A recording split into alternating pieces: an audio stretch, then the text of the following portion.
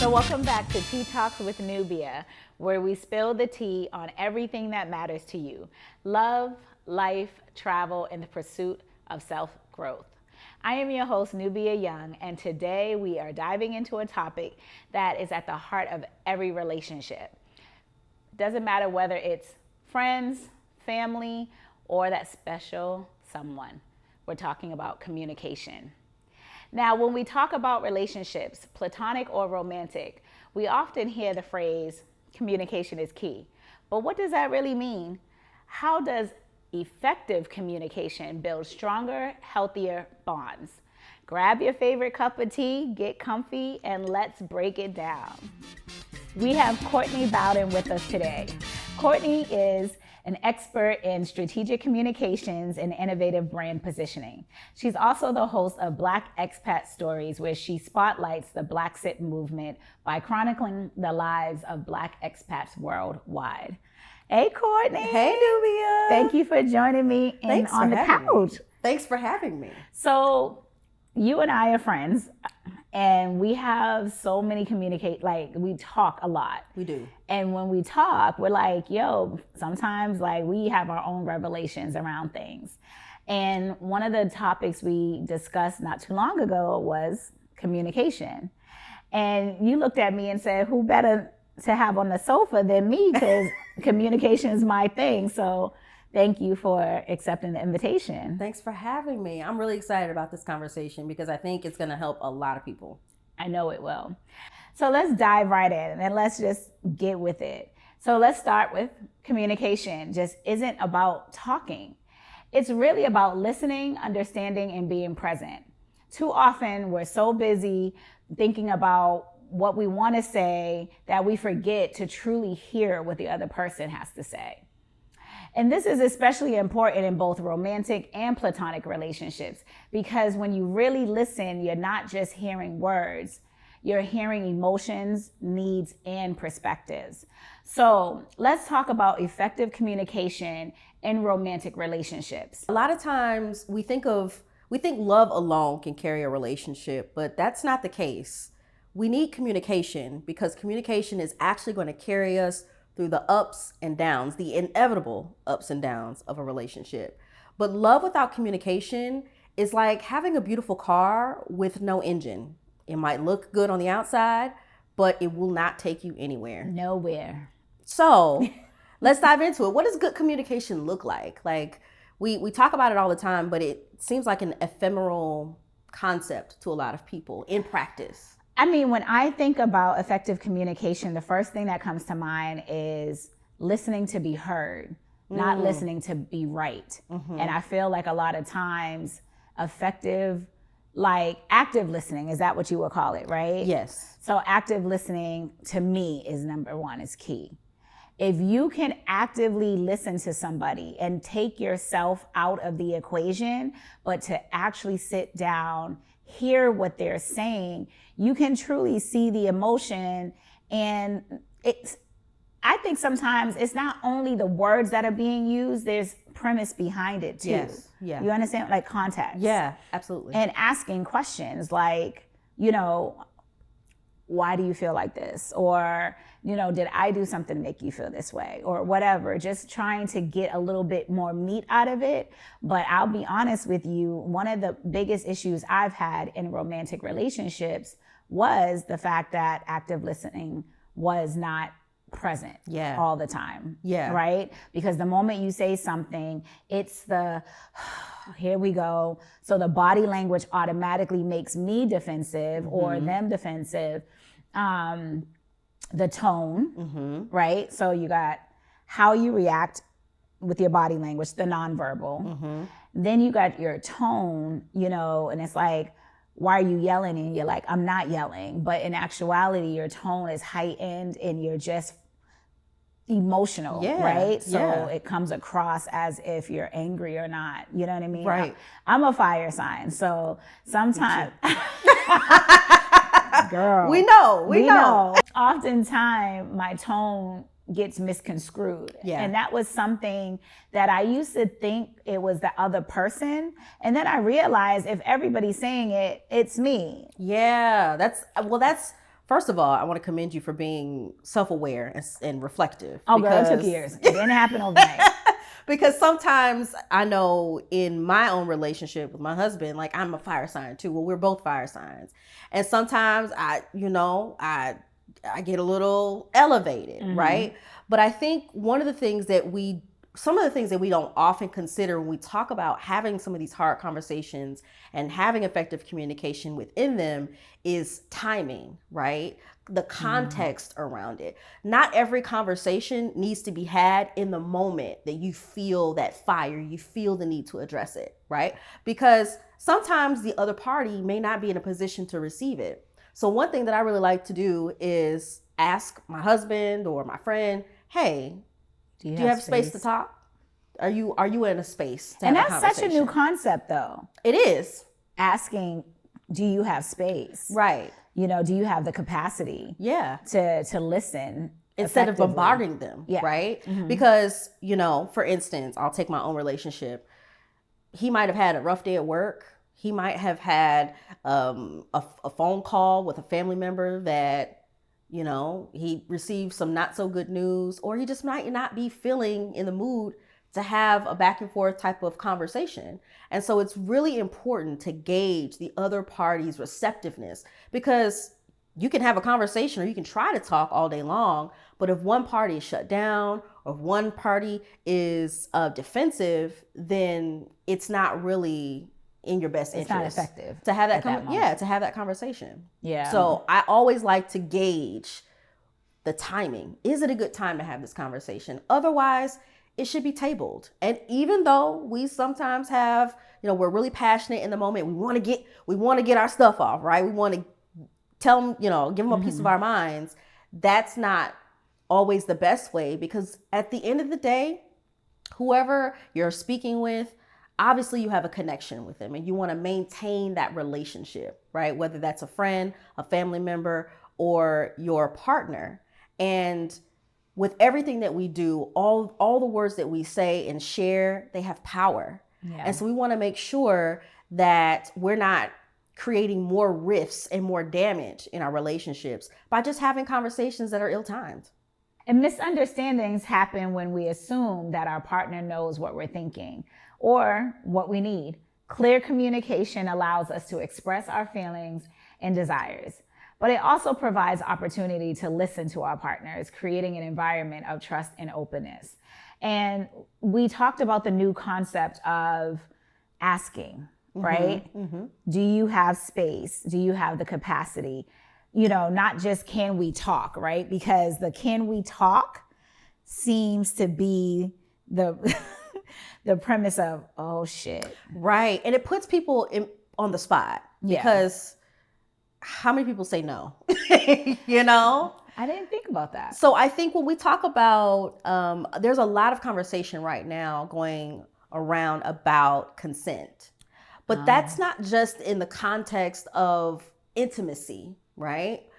It is in the context of relationships as well. We need to make sure that we're not imposing on anybody else's day, thoughts, or essentially life. True. And just saying, hey, can we talk? And then just diving right in. That's not a good way to communicate. So, because again, it doesn't set that conversation up for success. Okay. So one of the things that I want to get into, as I studied communications in school, in college, and it was one of my favorite subjects because I learned so much, right? One of the things that I want to discuss is the you and I statements. Oh, yeah. Yeah. To me, it goes so far, especially in romantic relationships, when you speak from a place of I instead of you. So to give an example would be, I feel, or when that happened, I immediately thought, or, instead of being like, you made me feel, or you did, you didn't do, you said, you didn't say, it's, you know what I'm saying? Because the moment you start with the yous, that other person gets very defensive. Right. So learning to speak from an I statement has been extremely imperative and important in my world. Yeah, and I think that's a good characteristic or a good example of what a lot of communication practitioners call nonviolent communication. Because our words can be daggers at times. They can be really harmful. And so when we do lead with when this happened, it made me feel like, or, never using that, well, you never, you always type of thing. Oh, the absolutes. The absolutes. That's another one. Yeah. And so it's imperative that we speak from the heart, because when we say things like, hey, that other day when we were having that conversation, it made me feel like blah. Then you're attacking or you're addressing the issue, and it's not you versus the other person. It's you both versus the issue. Correct. Because the big thing is, I'm not your enemy. That's right. Right? Yeah. But you can't say I'm not your enemy and use words that feel like an attack. Yeah. Yeah. And I had to learn that firsthand in my marriage, because those I statements I struggled with, because I was that one that was like, well, you always, and you never, and you made me feel. And even though the emotions behind my communication remain true, it was the delivery that really put a rift in our relationship. And so through therapy, lots of therapy. Can we say amen to therapy? Amen to therapy. All right. Both individual therapy and couples therapy. I want to emphasize that, because it's important that everybody's working on themselves individually and not just in the moment where you come together in a conversation or even in a therapy session. But I had to learn how to truly enact nonviolent communication. Just as much as my words can build up, they can tear down.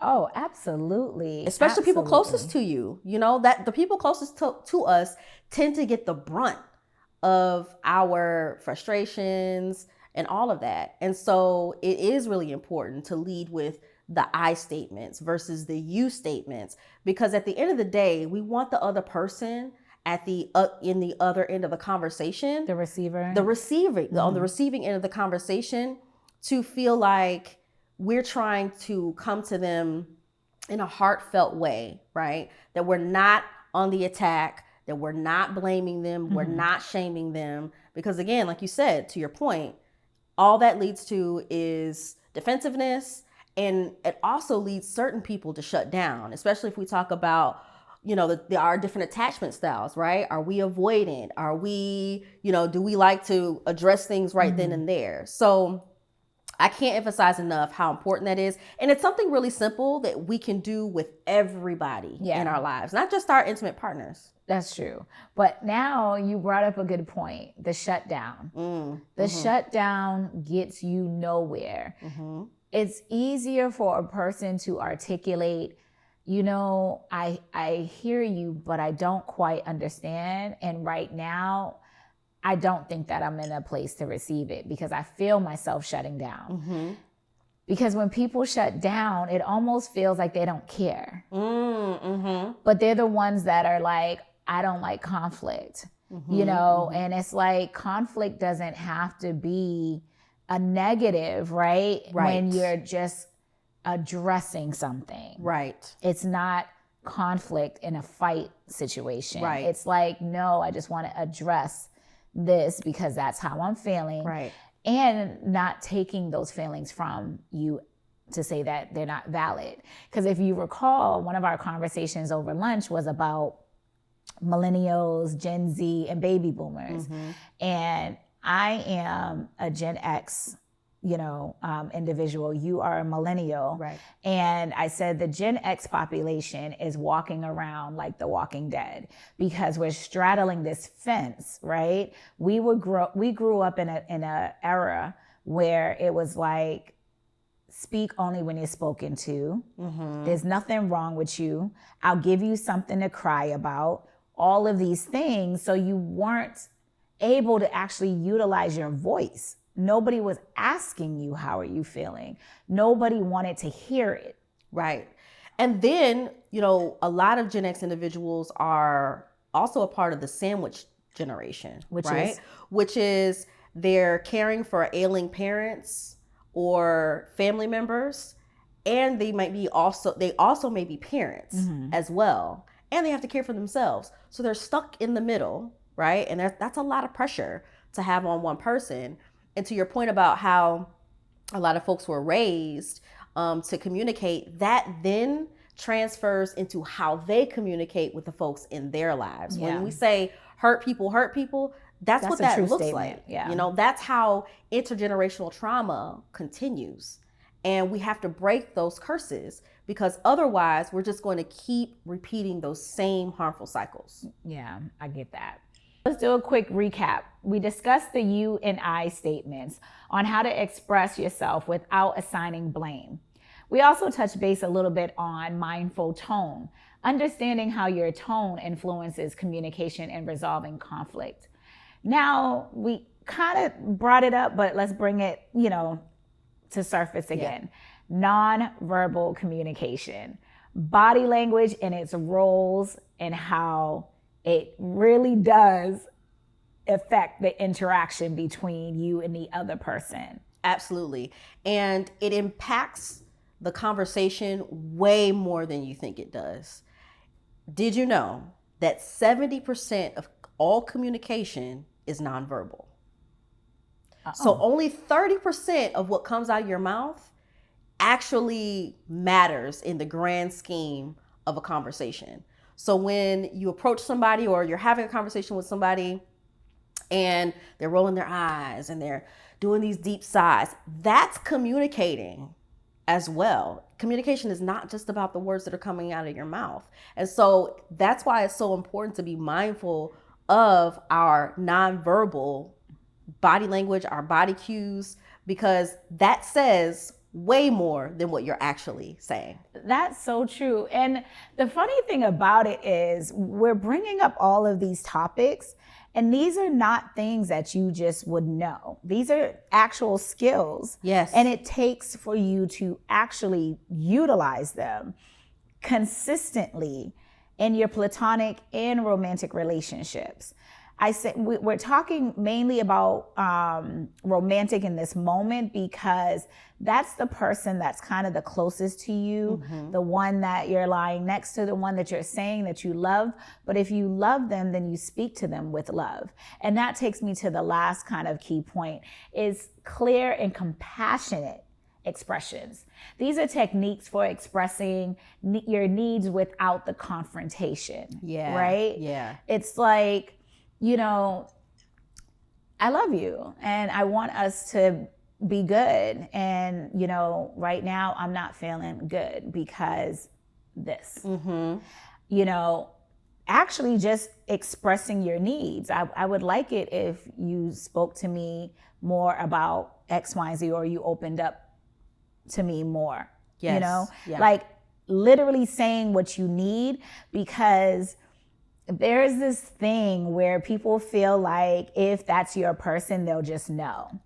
Yeah. We are not mind readers. No, we're not. And it's actually very harmful to expect someone to read your mind. It's manipulative. And I see these memes on social media all the time. We live in a meme culture where I might be butchering it, but it'll say something like, real love is not having to ask.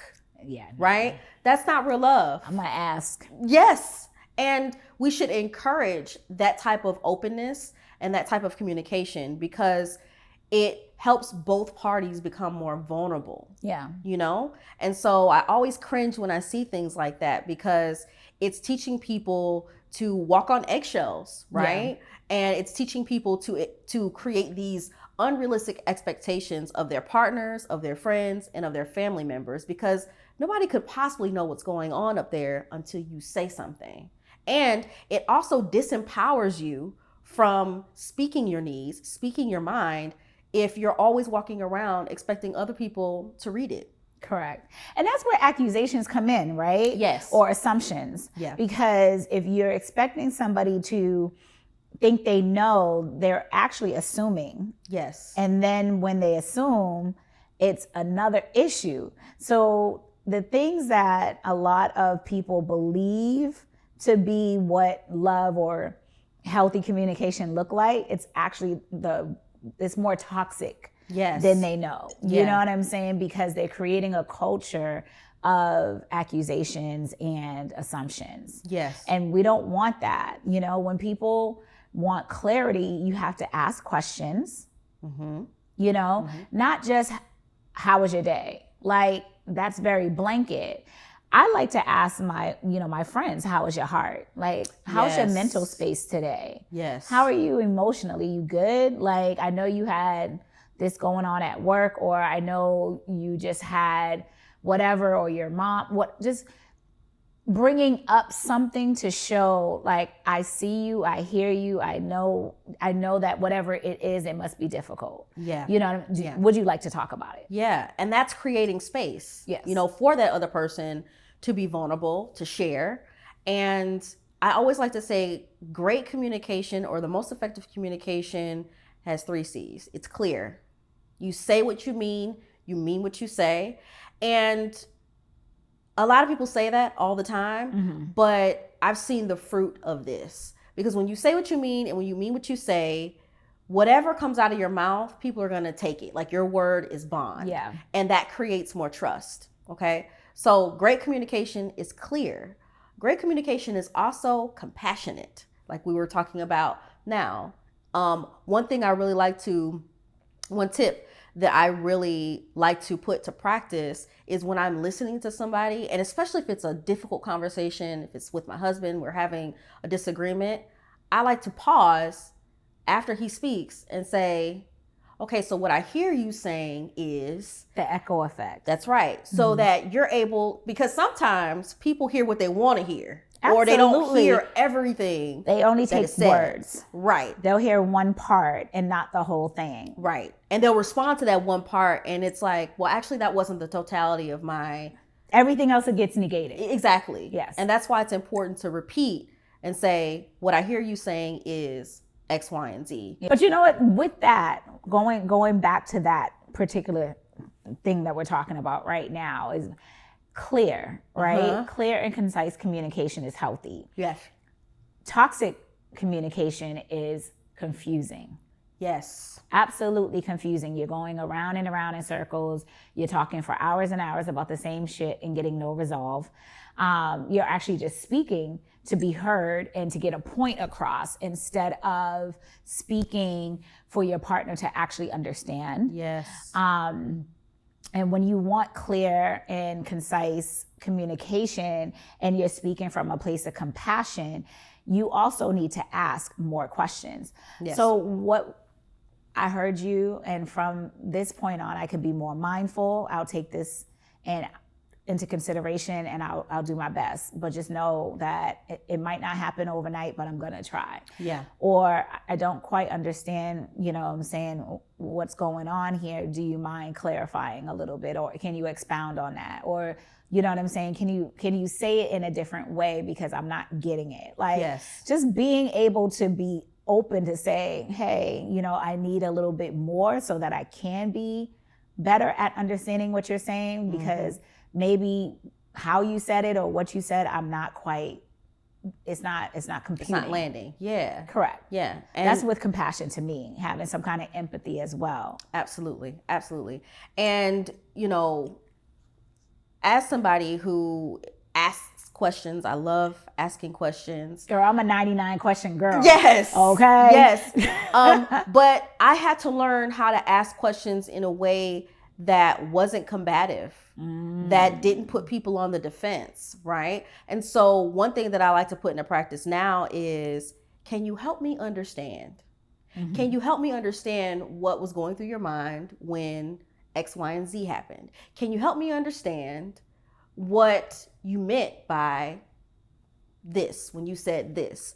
That takes the heat off of it, because, you know, sometimes when we ask questions in a way where we think we know the answer. So like, Yeah, so and Yeah. it can be It's sassy. it's sass. It's It's still got a little sassy. heat on it. Yeah. And so again, when we're talking to people that we love, we're talking about relationships of all kinds. We're talking about people that we actually want to maintain a healthy relationship with.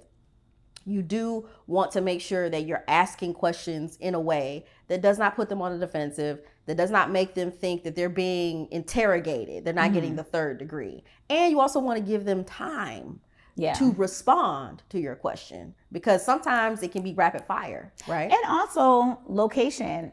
I had a conversation with a friend once who said that he and his wife make sure they go outside of the home to have conversations when they're difficult conversations, because it's one of those things that sometimes the energy in the space that you're in is not the energy you want to sit in when you're having that conversation. That's a really good point. And one of the things I really like to do with my husband is we like to have our hard conversations either at the beach or at the pool where water is present. Well, not everybody has a beach or a pool. That's true. But a park. Yes. At dinner, because you're in a public space where you can, you can't really get too hype. Yeah. So, and everybody loves a good meal. So the good meal makes you happy by itself. Or if you do have to have it in a house, set the tone, light a candle or so, get some scents going in the house, maybe have, I don't like to always have alcohol involved with conversations because that can lead to other things. You get what I mean? So maybe nix the alcohol, but set a tone where it's pleasant. It's more of a zen, calm environment. Yes. So that the energy is right for the conversation. Right. I agree. Setting the tone, creating a ripe environment for a good conversation to be had can really fix what often feels like years worth of issues just through one conversation. That's the power of communicating. Yeah, well, we are in a cancel culture right now, but that's a whole nother topic. Yeah. Now let's discuss active listening for deeper connections. Listening to understand, not to react. Trying to shift from defensive to empathetic listening. That's something that we just touched base on, and that's really about not trying to get a point across, right? Yeah, I heard somebody once say, I think this was a relationship expert, and the person escapes me, but they asked the key question: do you want to be right or do you want to be happy? And sometimes we are so committed to being right, to getting our point across, that we do it in a way that alienates the other person. And so when I find myself in that moment where I know I just want to be right, I want to get my point across, I have to pause and say, all right, I prefer to be happy. And so how can we do that? That is really listening to that other person, because they have a valid perspective. Whether you agree with it or not, you can take something from it, and then you can find a solution together. Again, it's you two versus the problem, not you versus the other person. But you actually brought up one of the points. One of the points is the power of pausing. And that is trying to learn to pause to absorb before responding, right? That thought process that you need in order to say, you know what? Let me stop here for a second. I need a second to, as people would say, I need a second to process. Yeah. These terms that are all new for a lot of people are being used very heavily. And that's like, I need to process. Yeah. But taking that time out to pause is powerful. It is. And what's funny is I had to learn this in my own relationship again, because my husband is the type of person who needs time to process. And that would often frustrate me, because I'm like, well, no, we got to have this conversation now. We're in real time. And he's like, no, listen, I just need time to sit with it.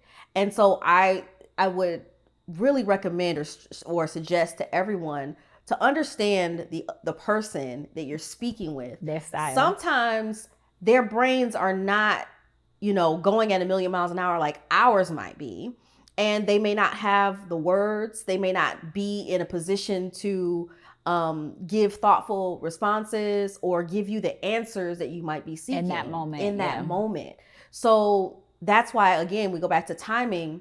It's important that you don't rush the communication exchange. You don't rush the conversation.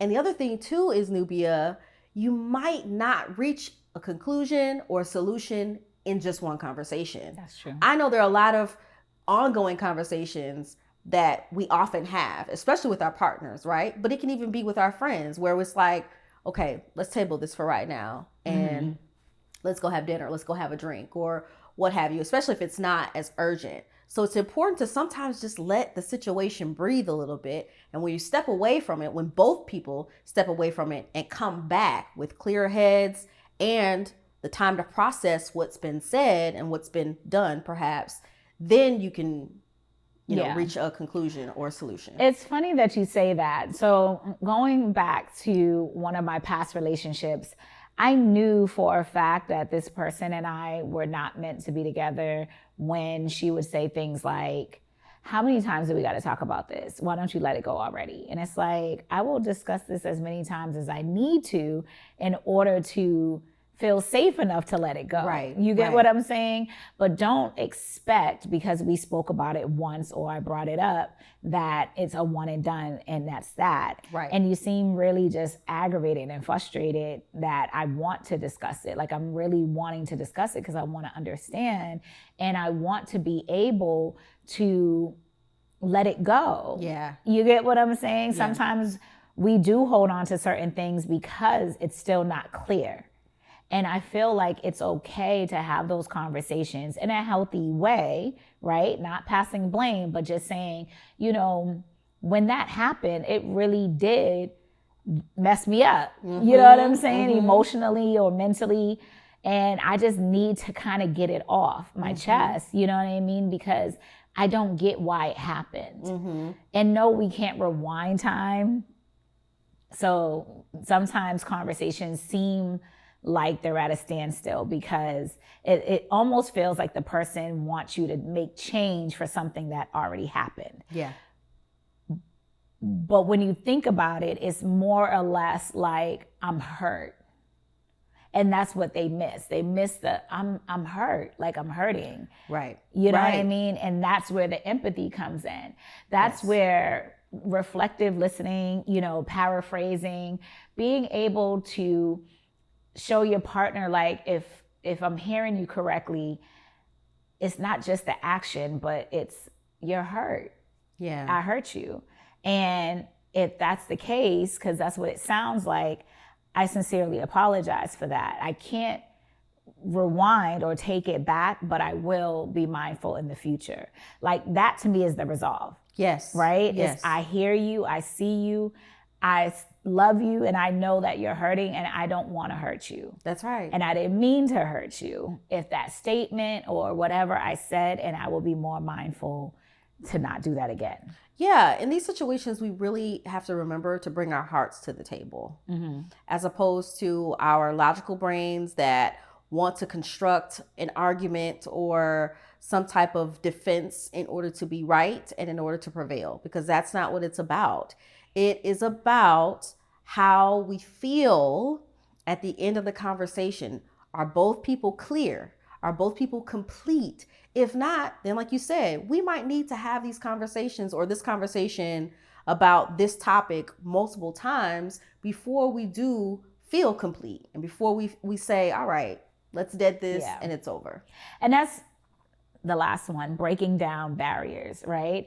Breaking down the barriers to listen, which means recognizing those emotional triggers that get your partner going. And yes, we've all heard the thing, your triggers is not my responsibility, or your reaction to your triggers are not my responsibility. That's not what we're talking about.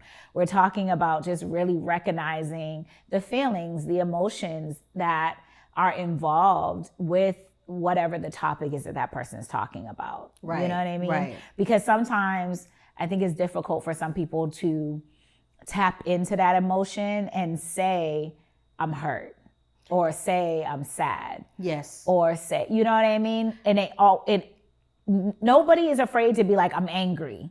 Right. But when it's a vulnerable emotion, we don't want to talk about it. We try to avoid it. And what I've learned is that anger is simply a symptom of another deeper emotion. And oftentimes that's hurt. And so that's why it's so important for us to break down those barriers and to try to understand that other person, where that other person is coming from. Yes, we're not responsible for how other people react when they are triggered, but I would argue if this person really means something to you, then you try to understand what those triggers are and not, not detonate them, if you will, on purpose. And even if you have detonated them, you activated something, pausing to address that, because every one of us has triggers. And here's the thing about triggers. They don't have a particular deadline. They don't have a completion cycle. An end date. Right. They don't have an end date. And also too, they come at the most inconvenient times at times. So we can't treat triggers as this like logical thing that we can simply compartmentalize and box in.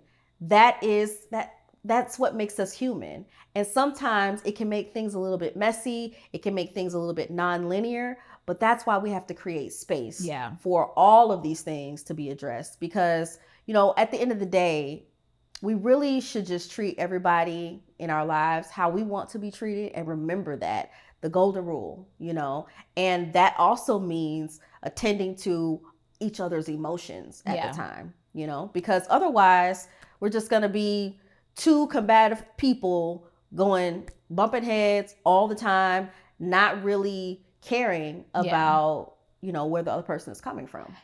And some will say that just goes back to the root, right? Mm-hmm. The root of the trauma, right? So one of my traumas is abandonment. So I used to get really hurt around when somebody chooses to not want to talk and they want to cut it off, or they cut you out somehow, some way where they don't respond anymore, right? Or they end the friendship, or the relationship just goes bad because they're choosing not to want to, you know what I'm saying? Like fight for it.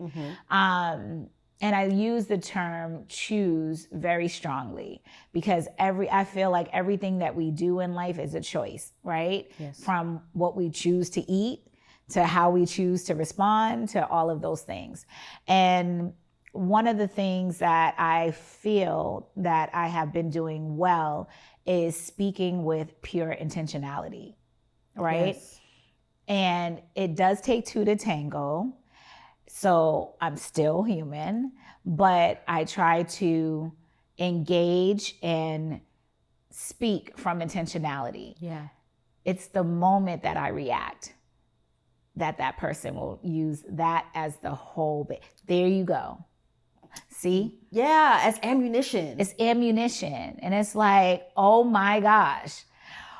Oh my gosh. Like, of all the times, I've been intentional. I have been intentional this whole entire time. And this is what you want to point out? Yeah. And we have to remember that we're human. And our approach is not going to be perfect. It's not going to be healthy all the time. All the time, yeah. And so that's why we have to leave space for each other's humanity. Yeah. And grace. Yeah, grace. Yeah. Grace. I think that's one thing that's really important in this conversation, or tough conversations that you may have, is give grace. Because 9 times out of 10, that person on the other end of the conversation is dealing with a whole slew of things just like you are.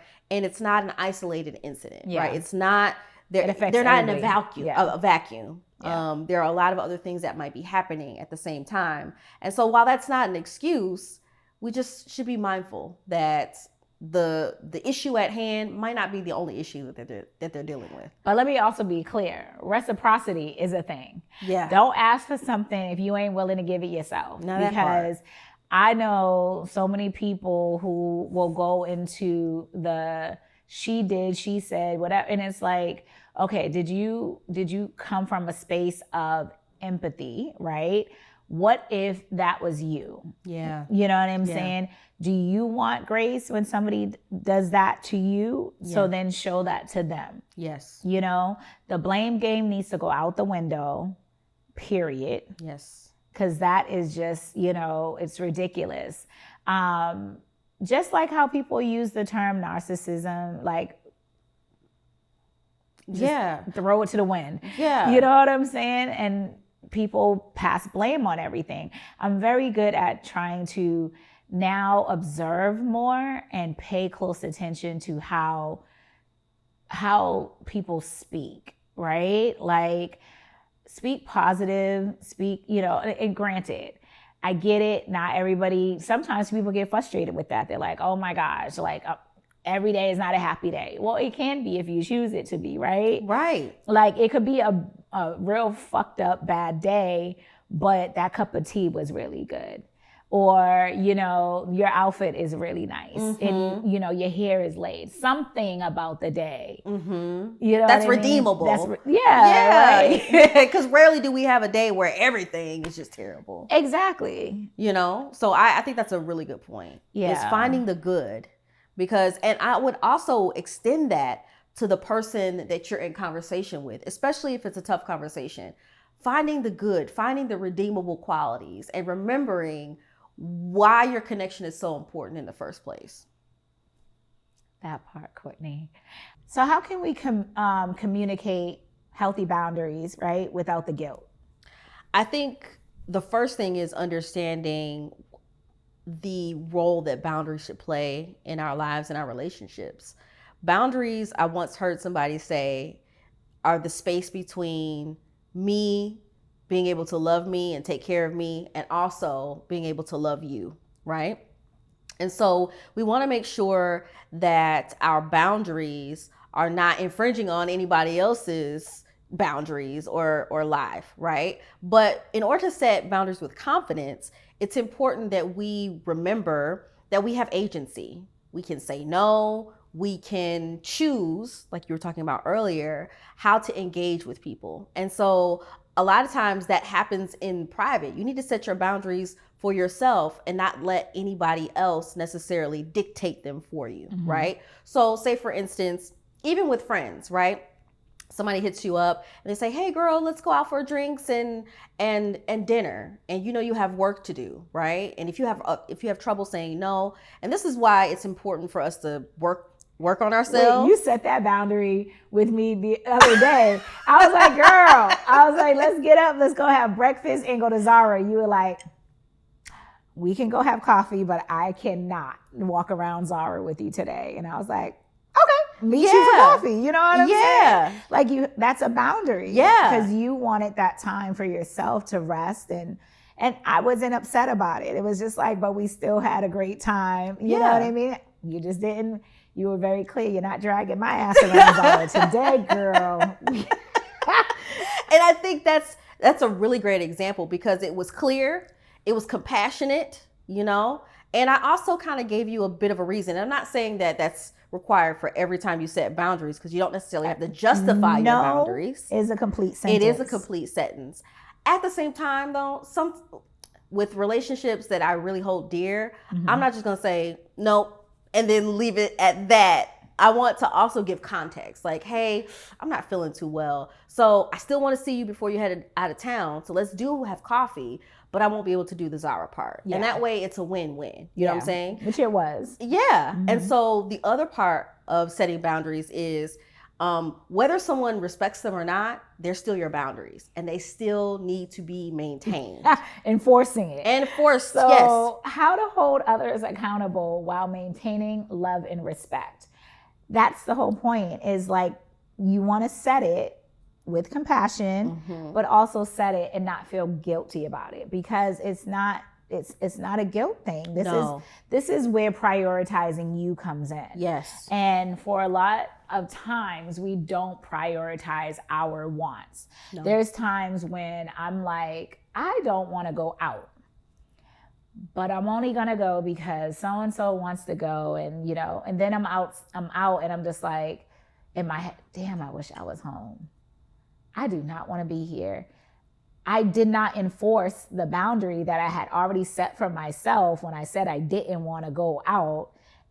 And then I allowed myself to go out because of another individual, and I didn't make myself happy. Right. Yeah. That's a problem. It is a problem. And I think that boundaries they're so empowering because they allow us to fill our own cup first, right? I heard somebody say that what's in my cup is for me. The overflow is what I'm able to give, you know?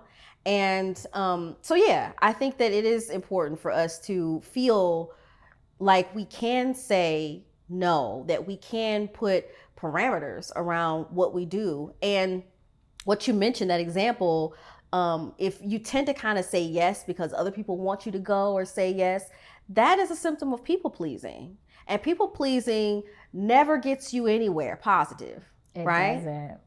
Because you can stretch yourself, you can put yourself into all kinds of uncomfortable positions, and then what happens? You feel depleted. You feel depleted, and not only that, you end up getting resentful, and then that comes through in your communication at the most inopportune time, and it hits the other person like, wait, hold up. I mean, you said you wanted to do all of this. So it goes back to being able to speak your mind, speaking your boundaries, communicating your boundaries, does the other person a service, because then it doesn't require them to read your mind. Yeah. You know, it doesn't require them to walk on eggshells and not be sure what version of Nubia they're going to get that day. Whereas if you would have just said no and not gone to that event, then, you know, they wouldn't have gotten the, oh God, I don't want to be here. Because that shows through. Yeah. Because 70% of our communication is nonverbal. So all of this is connected, Absolutely. Right? Our body language, our tone, and how we set boundaries. And you know, the crazy thing about it is, I also want to preface that you can set a boundary, and if somebody crosses that boundary, it doesn't mean that you have to cut them off immediately. Sometimes it is a situation where you just have to let them know, like, hey, I get it. There was an invite. I understand, but I really just, I don't care to go out at night. So 9 times out of 10, if it's anything happening after 9 p.m., I'm probably not the person to go out. Count me out. Count me out. But I'm all about the daytime stuff. Yeah. Like that's being very clear and enforcing your boundary. That's still just saying, I love you. I love the fact that you want to go out and hang out. Really not my thing. But if you want to do something before this hour of the day, I'm totally up for it. Yeah. And many people don't take the time out to enforce their boundary with compassion, and also with like, this is it. This is, you know, the wall. Go ahead and let your friend be like, or your partner be like, come on, you want to go? No. Yes. Yeah. And that's okay, right? It just can't happen all the time. Once it consistently happens and it doesn't feel good to your nervous system, then you might want to reevaluate the connection that you have with that person. Yeah. But I'm finding in this culture, people are quick to just write you off like, I'm not human. Like, yeah, my bad. You get what I'm saying? Like, you know, our connection is our connection, right? If I ever snapped at you in any way, shape, or form, you know that it's something going on. Right. As my friend, I would assume, I'll just reverse it. I know you enough to know your personality. So if you snapped on me or something like that, I'm not going to be like, who the hell does she think she's snapping on? Oh, I ain't talking to her no more. No. Right. I'm going to be like, all right, Courtney, I'll hit you back. I'll call you at a later time. And then I'm going to hit you up at a later time when I'm in a better place after processing and be like, you know, last time we spoke, I felt you were a little snappy. Is everything okay? Yes, that's the way to do it. But oftentimes it's like you go months and then years without talking, you ghost each other, or you ghost that person simply because you didn't encounter them in their finest hour. Correct. You didn't like something that they said or the way they did it, and that's supposed to be okay. It's and that's never not okay to do with somebody that you say you love. No, not at all. And it really deteriorates your relationships when that happens. And so I think that boundaries are so healthy. Boundaries are so imperative for a healthy life and healthy connections, because just like when you communicate your boundaries to your friends, your loved ones, your partner, they're able then to adjust their approach to you. So if they know that Nubia does not go out after 9 p.m. unless it's an emergency or something important, then they will adjust their requests and their expectations of you. But if you never communicate that boundary, and if you always kind of go because this is somebody's birthday or they're begging me to go, then they never know when enough is enough. Yeah. You know? I remember those days. I just felt like there was always some place to be, some place to, and then you turn 40 and you wake up, you give zero fucks. And the FOMO is gone. Yeah. You have no more fear of missing out or feeling guilty about not showing up. Yeah. I have no problem with letting, my friends know I would love to be there. But right now, I just want to Netflix and chill, eat popcorn, and roll over in my bed. You know what? I'll take you out later. Let's go out, just you and I. Yeah. Or I just don't feel like peopling. And that's valid too. And that's valid. Like some of us are our social meters. They can get depleted really easily. Exactly. And I think people think because like I have such a outgoing personality and that I'm always kind of, I don't want to say on because that's just who I am. Mm-hmm. I also have a social meter that requires me to recharge. Mm-hmm. And when I need to recharge, it looks different to another person. It looks like I don't want to be bothered. It looks like I'm upset or something's wrong. And they're not taking into consideration that I also have a social meter. Mm-hmm. You know what I mean? Because I'm constantly looking like the Energizer Bunny, that when I don't want to talk, when I don't want to call, when I don't want to go out, when I don't want to, engage, it makes it seem like something's wrong. And I think that's where you got to take yourself out of the equation and not take things personal all the time and just ask. Right. There's nothing wrong with asking, at all. Because again, that's another ingredient to clear communication or great communication is getting clarity, And I want to talk about how good communication strategies for being on the receiving end of somebody's boundary, right? So when somebody tells you no, or they don't want to go, or they don't want to do, that is not an invitation for you to try to convince them of doing something otherwise, right?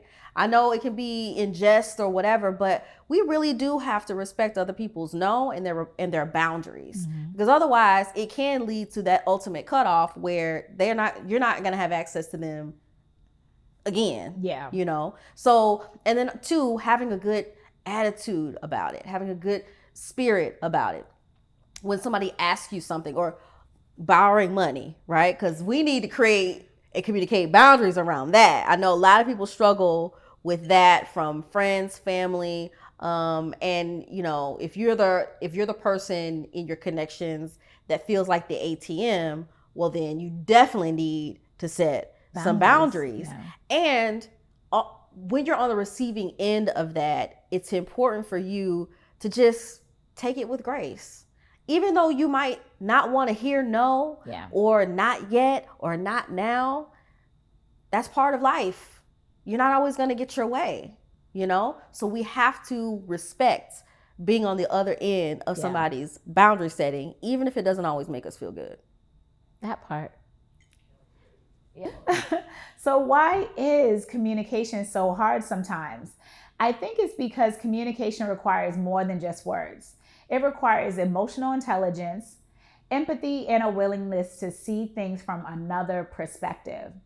There are some times we're scared to say what's on our mind because of fear of judgment or rejection. Other times we avoid tough conversations because we don't want to rock the boat. But here's the tea. Avoiding communication is what makes the boat sink. And trust me, I get it. As someone who's been navigating relationships, both romantic and platonic, I know firsthand that communication takes work. It's a skill that needs to be constant, and it has to be constant refining. But the beauty of it is that when we commit to communicating openly and effectively, we can transform our relationships. We create deeper connections, resolve conflicts more easily, and ultimately build stronger, more fulfilling bonds. So, as we wrap up today's episode, I want to leave you with a challenge. Take a moment to reflect on the relationships in your life. Doesn't matter if it's a partner, a friend, or even a family member. Ask yourself, am I communicating openly? Am I really listening? And if the answer is no, it's never too late to start. So begin with a conversation and remember, it's not just about being perfect. It's about being present. So thank you for joining me today, Courtney. I can't say thank you enough, girl. Thank you for having me. This was an amazing conversation, and I hope that folks watching were able to at least take one thing from what we said and implement it into their lives starting today. Absolutely. And you got to take more than one thing, because we dropped some gems. We dropped some gems. Yeah. And I will make sure that, you know what I mean, we consistently have these conversations so that we can help others, because it starts with us, right? And it starts with sharing our stories and also sharing like gems, like you called it, so that people can also learn things. And if you have any gems that you want to drop, please let us know. But for now, thank you for joining me today on Tea Talks with Nubia. Talk to you soon. Let's talk about it. Peace. Bye.